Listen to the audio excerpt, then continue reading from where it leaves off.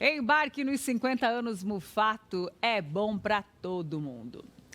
Gente, após a morte do jornalista Cid Moreira, veio a público que ele deserdou os filhos em seu testamento, que avalia a herança em cerca de 60 milhões. Pouquinho, né? A decisão gerou polêmica e o testamento levantou debates sobre a divisão da herança e as razões por trás da desherança dos filhos, né? Os filhos de Cid Moreira estão sendo acusados pelo Ministério Público do Rio de Janeiro por denunciação caluniosa. Será que é possível deserdar um filho? É sobre isso e muito mais sobre herança que a gente conversa agora com a advogada Ana Okazaki. Ana, boa tarde. Boa tarde, Maica. Seja muito bem-vinda aqui no nosso Vitrine Revista, obrigada. Viu? Que situação, né? E aí, como você tem acompanhado esse rolo todo? A pessoa falece, mas os problemas continuam, né? É possível, não sim. Não descansa assim não, né? Não descansa. Eu acho que não, né? Eu acredito que não. Tem possibilidade? É possível deserdar os filhos? É possível.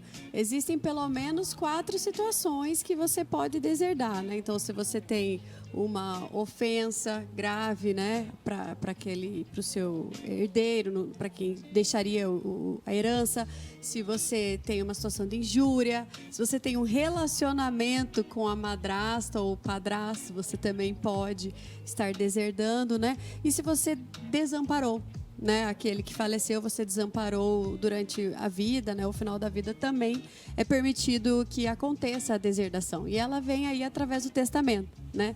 Então, nós temos aqui essa situação do Cid, que indica essa situação da injúria, né? Que os filhos, ainda quando em vida, trouxeram uma situação que foram desamparados, né? Me parece que até o filho mais velho entrou com uma ação contra o Cid por um abandono afetivo, né, durante a vida. Salvo engano, essa ação foi julgada improcedente. Então, assim, significa que ele não teve o abandono, né, pela improcedência da ação. E isso tudo foi razão para que ele fizesse, né, a deserdação. Inclusive, assim, a deserdação, ela é possível, mas precisa ser justificada. Não adianta você fazer o testamento e falar assim, estou deserdando. Tem que falar o porquê. E ele fez isso. Ele falou, né, que era por questões de... a situação da injúria, né? Ele entrou dentro da situação da injúria. Ele coloca como calúnias, né? Tudo isso que o filho fez... caluniosas, mas é a injúria. Entraria no dispositivo da injúria. Isso. Porque o filho foi lá reclamar, né?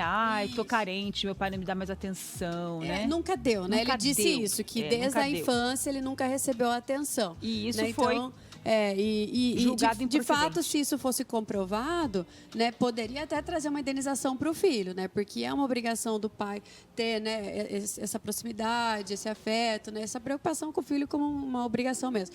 E se isso não aconteceu, ele poderia ser condenado, o Cid condenado para pagar para o filho. E ele não foi. Então, assim, não foi, aquilo virou contra o filho. Né? Então, assim, tudo que você me fez passar, saiu na mídia na época, foi uma injúria.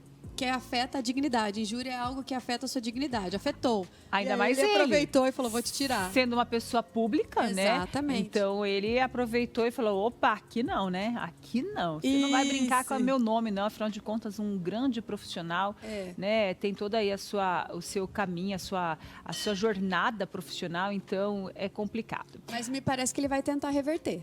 O filho, certeza, né? Vai tentar reverter. Então, assim, existe a possibilidade daquele que foi deserdado tentar reverter? Sim. Sim. Né? Ele vai ter que comprovar o contrário. Mas demora, né? Todo esse processo é muito demorado, né? É muito tudo moroso, que é processo, né? leva tempo. Ó, a gente deixou o nosso WhatsApp, né? Tá aberto para você participar. Instagram também, se você quiser mandar a sua pergunta pra gente.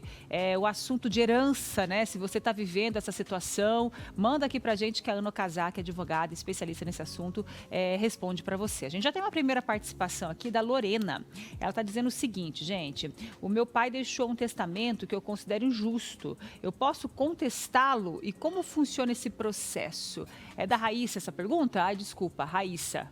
Sim, ela pode contestar da mesma forma que os filhos do Cid também podem, né, contestar a deserdação. Se ela recebeu, né, quando foi aberto o testamento, se sentiu injustiçada, ela tem total possibilidade. Mas é preciso que ela observe que aquele que faleceu tem a possibilidade de deixar 50% do patrimônio dele para quem ele quiser, ainda que não seja herdeiro.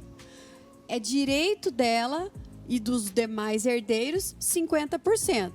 Os outros 50%, o falecido pode deixar para uma instituição, pode dar para uma fulana lá do passado, para alguém que não tem nenhum relacionamento com a família. Pode. O que é resguardado pela legislação é 50%. Então, às vezes, ela está querendo fazer algo que ela não tem direito. Né? Então, assim, pode querer fazer? Sim. Só observe se você está dentro do seu direito, porque o falecido tem possibilidade de testar, conforme o desejo dele, 50% do patrimônio, para quem ele quiser. O dinheiro é dele? Aí, mas... É que na verdade eu sei que, que o dinheiro é dele, né? O dinheiro é dele, mas metade é resguardado para os herdeiros. Os filhos, né? Isso, esposa, exato. Filhos, a outra metade é dele, como você disse. Agora sim, vamos para a pergunta da Lorena? Coloca aí na tela pra gente, ó.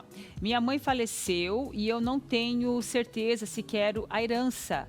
Ela deixou dívidas. Se eu não aceitar, fico livre dessas responsabilidades? A herança funciona assim, independente dela aceitar ou não aceitar, as dívidas não passam para os herdeiros. Não passam para os herdeiros. A dívida é do espólio, daquele que faleceu.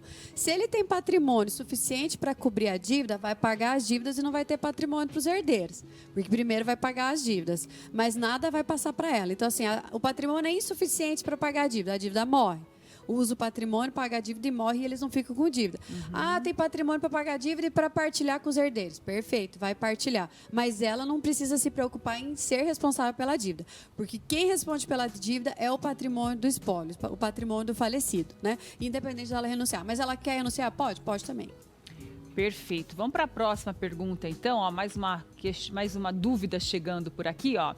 Meu pai comprou uma casa após se casar novamente. Essa casa é considerada parte da herança para nós, filhos do primeiro casamento. Ela está querendo saber se essa casa que o pai comprou do segundo casamento aí faz parte. Na verdade, os filhos, eles são todos iguais, independente se é o primeiro, segundo, terceiro casamento, adotado, é filho. Todos têm direito. E também a primeira esposa, no caso a mãe dela, possivelmente, não tem direito a essa casa. A atual esposa tem, porque ele tem uma união estável, um casamento com ela, sim, tem, né? Depende também do regime de casamento, mas tudo indica que vai ter. Sim. E os filhos, independente do local que eles foram, primeiro, segundo, terceiro casamento, adotado, todos eles também têm direito. Exato. Gente, é um tema que gera muitas dúvidas. Sim, né? bastante. Sempre Porque cada família tem uma peculiaridade, A gente né? vai deixar uma sem responder, tá? Mas a gente volta Sim. a trazer a Ana aqui novamente para responder essas dúvidas, E possivelmente o caso do Cid ainda vai ter, né? Acho que vai... mais capítulos aí pra gente vai acompanhar, ser longo esse processo, né? Exato. E a gente vai atualizando todos vocês aqui, tá bom? Obrigada pela sua presença. Nada, Uma ótima estamos tarde para sempre você. aqui.